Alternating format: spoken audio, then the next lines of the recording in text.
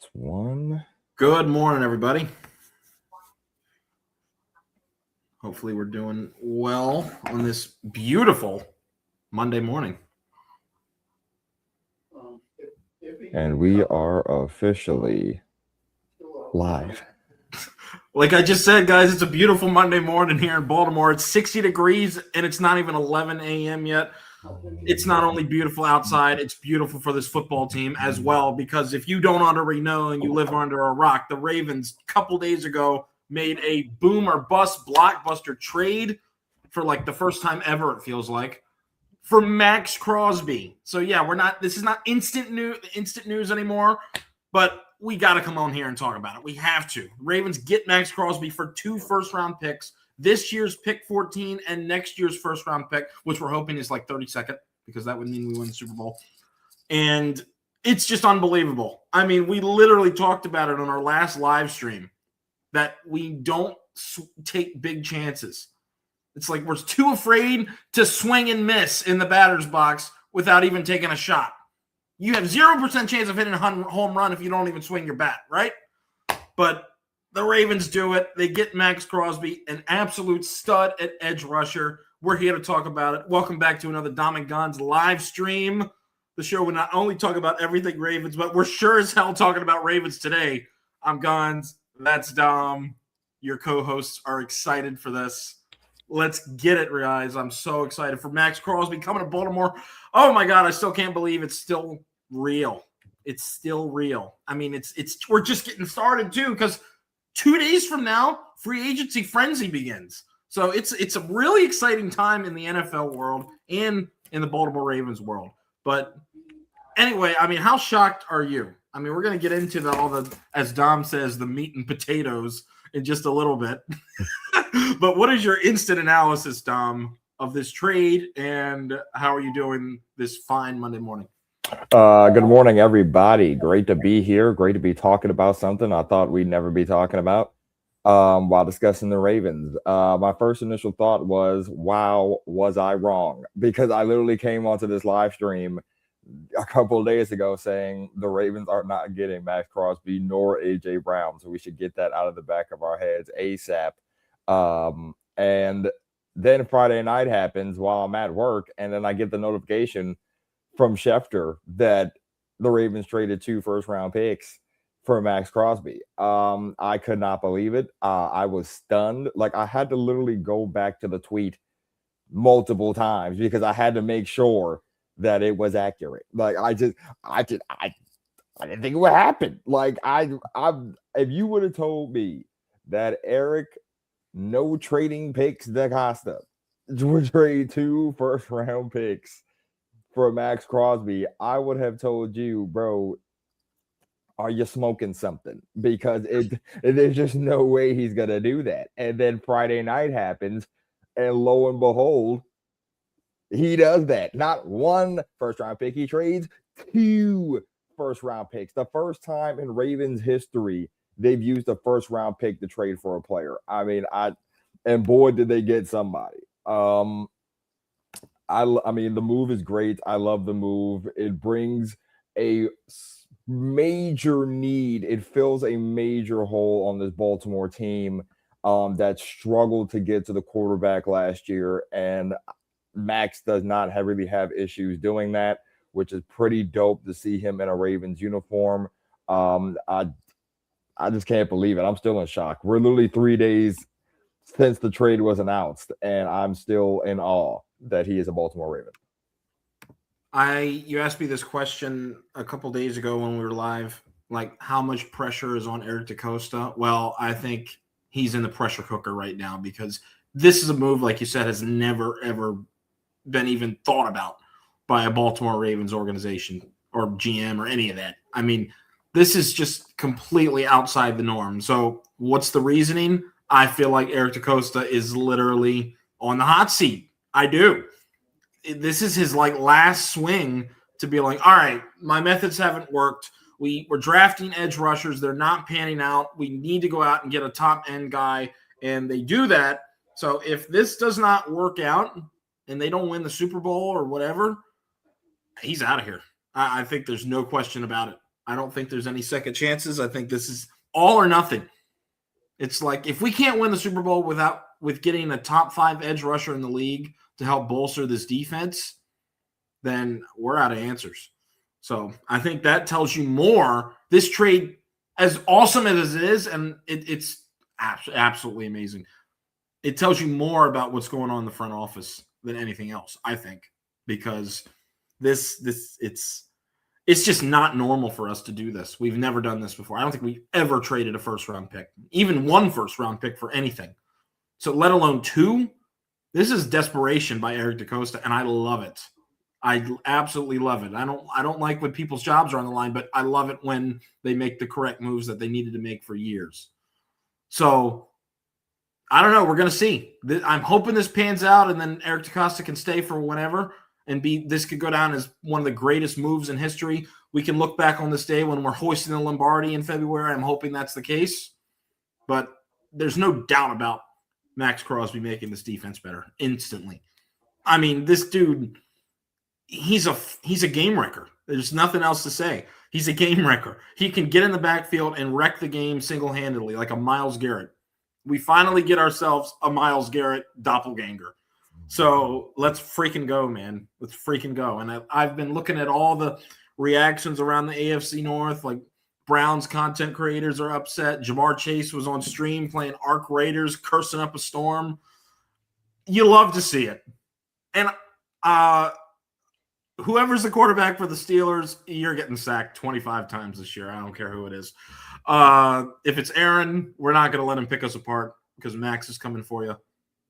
The AFC North should be shaken right now. And let alone, if it was John Harbaugh still the coach, that'd be one thing. But we have Jesse freaking Minter. Mike McDonald 2.0, as people like to say. This dude is a top-tier young defensive mind in his 40s. And he's got Maxx Crosby and Nnamdi Madubuike projected to come back, too. He was working out on Instagram. This could be a really, really scary defense. And before you guys say, oh, you said that last year with all the secondary help. This is not Zachary Orr. This is Jesse freaking Minter. And I'm buying into the Minter hype. I am. I really am. I mean, look what he did with the Chargers. Look what he did with Owe. Owe was not a premier pass rusher, and he had 9 sacks, whatever, last year. Now he's got Maxx Crosby. He's got a young Mike Green. He's got a Nnamdi Madubuike. He's got a Travis Jones. Travis Jones is going to be the forgotten man on this defensive line. And he was the one getting doubled every game last year. So now he's going to be singled. They're going to have to look at Madubuike. They're going to have to double Maxx Crosby. They're going to have to do a lot of stuff, and I don't know if they can handle it. Let's go. Yeah, I think with this move, man, you really just got to, and I'm glad you kind of brought it up. It's really, this move just not only benefits us, of course, as the fan base who's wanted something like this, but it benefits those other guys on the defensive line. I mean, who the heck did you double team, right? Because if Madubuike comes back and he comes back to the stature that he once was before he got hurt, I mean, I'm looking at that. Like, you got him wrecking the inside. You got Maxx Crosby wrecking the edge. And then you still have Mike Green, who has the potential to be better than he was this year, to be able to develop, get right, get those one-on-one opportunities, really have that opportunity to get to the quarterback. And then you have Travis Jones, who showed last year that he can step up in big moments. And got an extension. And got his extension, which was dope. So at this point right now, that Crosby move really helps that defensive line truly get to that precipice that we all thought they could get to. He helps out everybody on the defensive line. So the pressure rates, I'm hoping, do increase.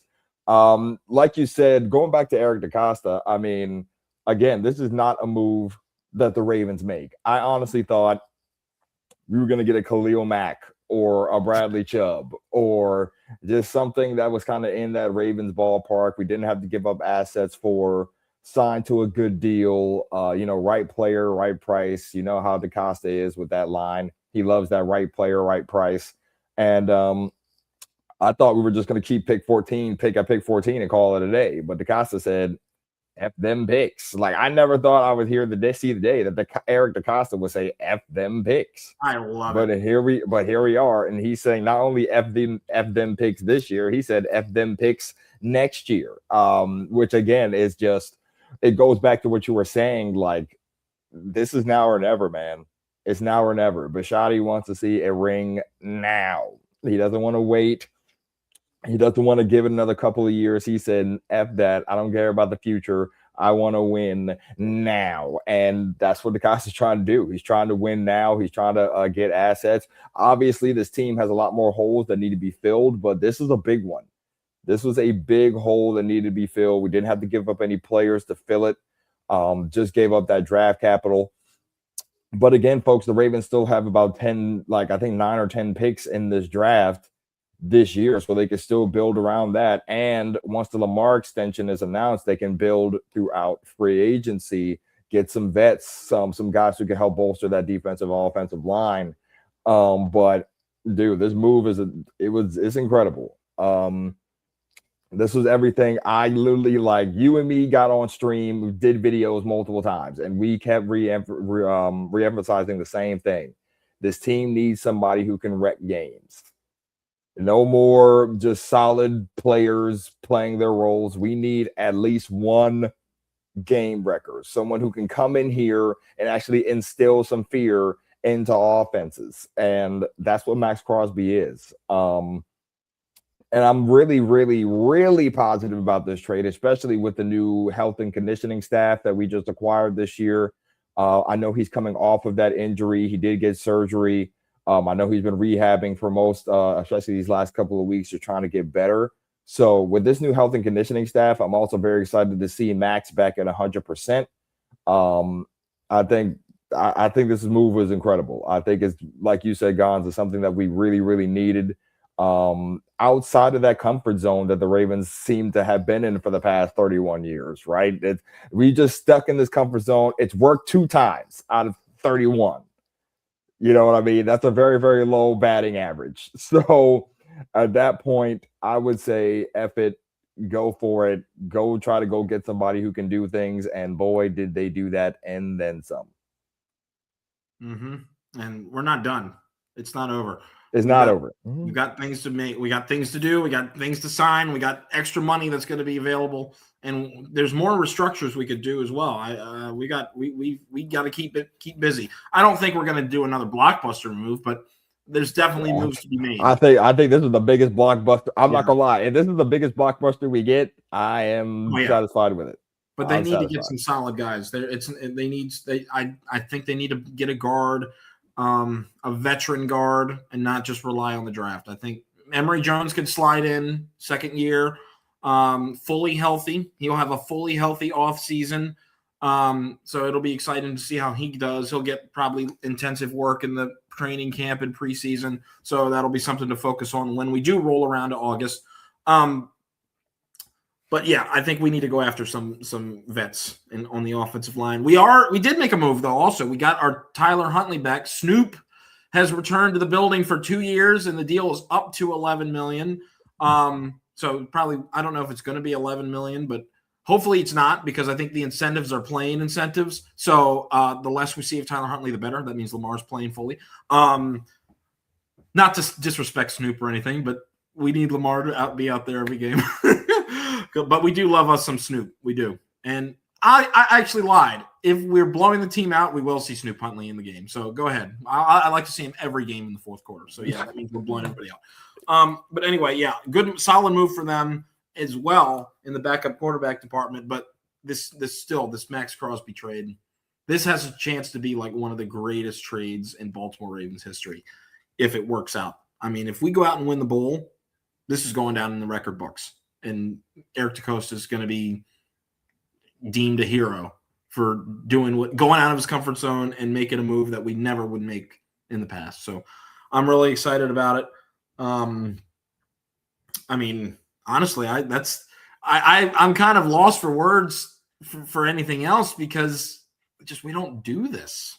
This is completely outside of our normal routine. Like I mean, I literally sat in this chair in this spot last week and told you we're not getting either one of those guys, so let's get that out of the back of our heads. And literally on a Friday night, the Ravens break the internet and trade for Crosby. And it was just I see how much pressure DaCosta must be feeling. Some people are saying that maybe it was Harbaugh holding him back.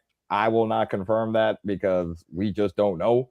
But man, what a move. Like I was so hesitant to really trade pick 14 only because again it was like a teens pick. You were. I was very, very hesitant. I said, get it out of here. You did say get it out of here. And I was just like, I was very hesitant to trade pick 14 because I know what we could do with a pick 14. I mean, we got a stud with our last pick 14. So I was just like, man, like I was hesitant to do it unless you're going to go get somebody who can absolutely wreck games. And that's what they did. They went out. But here's the thing.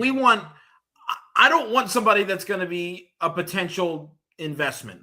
You know, okay, this guy's going to be really good in a year or two. I need an instant impact player. That was the biggest concern I had with choosing the draft over trading the picks.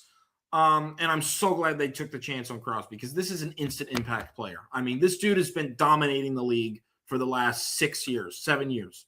I mean, he has more sacks, double the sacks of any Ravens player since 2020. I mean, it's just ridiculous. It's a no-brainer for me. And yeah, I'm so happy.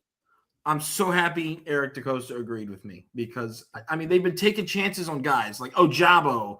And not to say they would have gotten somebody like him in the first round with pick 14, but like I don't want future investments. I want something now, and I want somebody that can make an immediate and a sure impact on the defensive side of the ball. And they for sure damn well got one of those. Yeah, it was a major need. It was a major need because we couldn't get to the quarterback to save our lives this year. And they tried. So, they kept drafting. And they tried. They have tried. Mm-hmm. And I think that's also a detriment to the front office and the scouts. Like, or maybe it's also to the coaches who couldn't properly develop. I mean, it's just certain things that kind of makes you look at it. It's certain things. I think you brought this up in the last stream.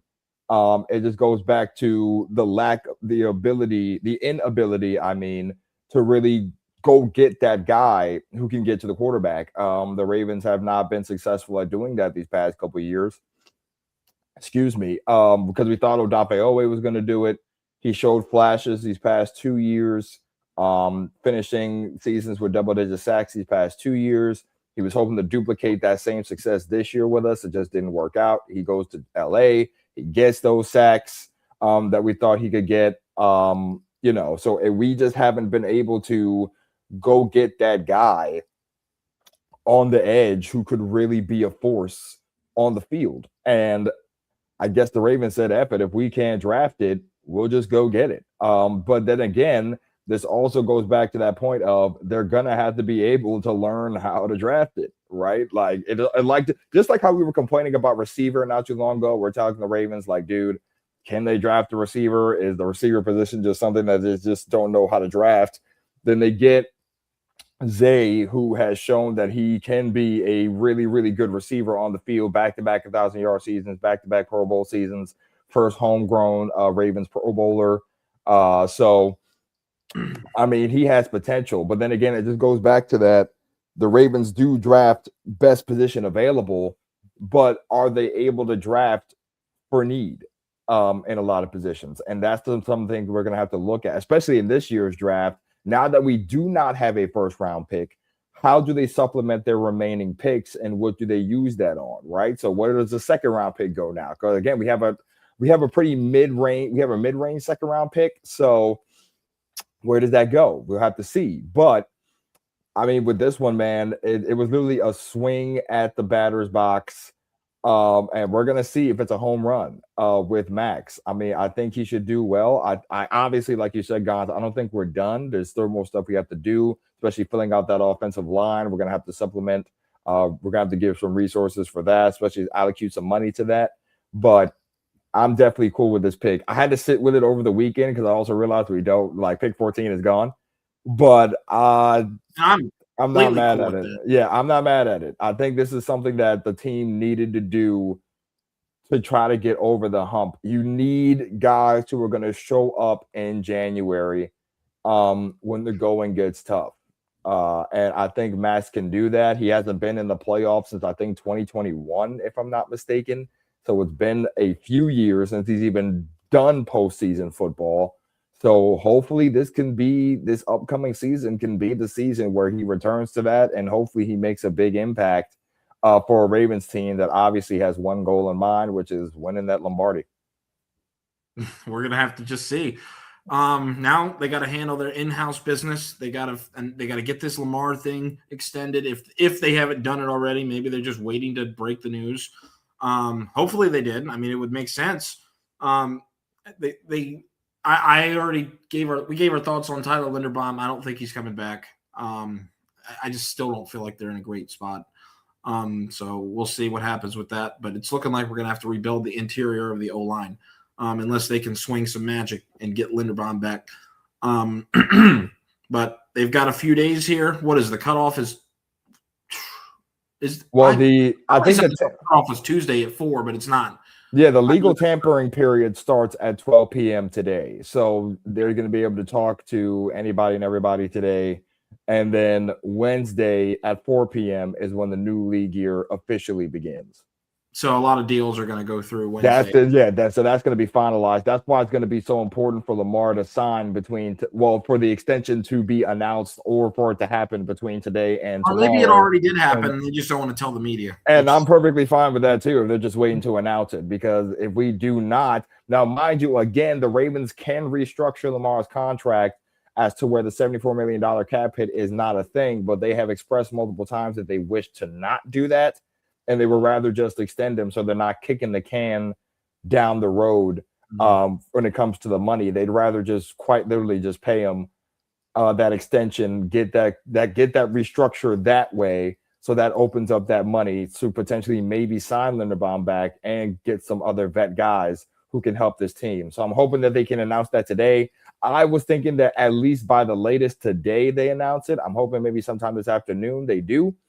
And the Raven DeCosta keep getting to work on building this team to contention. But yeah, that's the most important thing.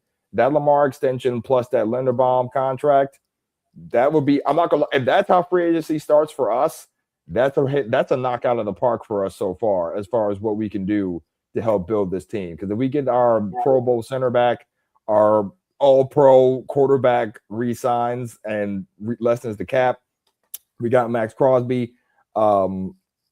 It's up from here. So I'm hoping they announce that by this afternoon at the latest. Well, we're gonna have to see. Hopefully you're right. But yeah, pretty shorter stream today. I think we can go ahead and wrap up. I know Dom's got to get himself moving shortly. I have a few hours, so I'm going to get on my computer and do some work. Hopefully, I'll be surprised to see some Ravens news. But anyway, we're excited about Maxx Crosby. We're actually not excited. We're ecstatic about it. I'm super, super, super duper just flabbergasted, but excited at the same time. So let's go. This just makes it that much more exciting waiting for this next football season. Free agency starts in 2 days. That's going to be crazy. There's going to be a lot of news breaking at 4. And the next couple days are going to be just stare at your phone and see what kind of news rolls out. And so hopefully we get all the good people and our division rivals don't get anybody. It was funny to see that Joe Burrow meme where he's sitting on a couch and Myles Garrett, Maxx Crosby, and TJ Watt are standing all over him. So yeah, we got to abolish AI, man. We got to abolish AI. I love it. I mean, just make his life miserable. I love it. Make him retire if he wants to quit because he's not having fun. Not because he's hurt. I'm not wishing injuries. I'm saying if he's not having fun and he wants to retire, you are more than welcome to, my friend. Go enjoy a beach with that millions of dollars you got in your contracts. But yeah, you can get out of the AFC North for all I care. Anyway, we appreciate you guys watching, and we will see you guys back maybe very soon if there's another Ravens move coming up. We'll see. But anyway, thanks for tuning in. Maxx Crosby, let's go. And I feel like this is a guy that he's here to stay for a while too, because inheriting somebody with that big of a contract and that big of an impact. Yeah, I think he's for one season and then let him go. So he's signed through 2029. So oh hell yeah, So we can have him at least for these next 3 years. I mean, he's only 29 years old, so he still has some juice. So I'm excited to see what he brings. But yeah, he signed his contract that he signed with the Raiders. He extended through 2029. Great. And we'll figure out the money and all that. But we're happy he's here. We're ready for free agency, and we'll see you guys very soon. I'm Gonz. That's Dom. Have a great rest of your week. If we don't talk to you again, we probably will, though. But yeah, I'm having a great Monday. Go outside, get some air. It's really beautiful where we're at. 70 degrees, baby. Baltimore area. You realize the weather changed when Max got here. It's just beautiful. Baltimore's beautiful, man. We did it. We love it. It's beautiful outside. I'm going to go for a walk probably shortly. But anyway, we'll see you guys soon. Enjoy free agency if we don't talk to you then. And go Ravens. Maxx Crosby.